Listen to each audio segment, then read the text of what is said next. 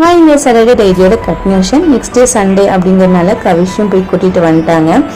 ஜஸ்வினுக்கு விவரம் தெரிஞ்சதுலேருந்து கவிஷும் ஜஸ்வினையும் நான் ஒன்றா தான் வச்சு பார்த்துட்டு இருப்பேன். அம்மா வீட்டுக்கு தூங்க அனுப்புனா கூட ரெண்டு பற்றியும் ஒன்றா தான் அனுப்புவேன். பட் இதுதான் ஃபர்ஸ்ட் டைம் கவிஷும் ஜஸ்வினும் பிரிஞ்சிருக்கிறது. ஸோ ரொம்ப ஃபீல் பண்ணிட்டான் ஜஸ்வின். பட் வந்ததுமே அவன் ஆட்டத்தை ஆரம்பிச்சிட்டான். ஈவினிங் போல் சாமி கும்பிட்டுட்டு சிஸ்டர் தான் பார்த்தீங்கன்னா அரிசி பருப்பு சாதம் ரெடி பண்ணுறேன்னு பண்ணினாங்க. நான் வெங்காயம் பிரித்து தேங்காய் மட்டும்தான் கொஞ்சம் செலவு கொடுத்தேன். எங்கள் வீட்டில் அவரும் பக்கத்தில் கம்ப்ளைண்ட் இருக்குது அப்படின்ட்டு கவிஷை விட்டுட்டு கிளம்பிட்டாரு.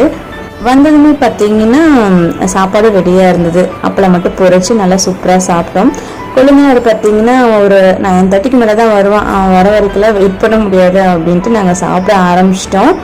பட் சிஸ்டர் சமையல் பார்த்தீங்கன்னா கொஞ்சம் காரசாரமாக தான் இருக்கும். அதனால் பசங்களுக்கு அவல்கீர் முன்னாடியே ரெடி பண்ணி கொடுத்துட்டேன். அப்புறம் ஒரு பனானா மட்டும் சாப்பிட்டுட்டு தூங்கிட்டாங்க. நான் கொஞ்சம் எடிட்டிங் ஒர்க்கெலாம் முடிச்சுட்டு தூங்குறதுக்கு 11 கிட்ட ஆயிடுச்சு.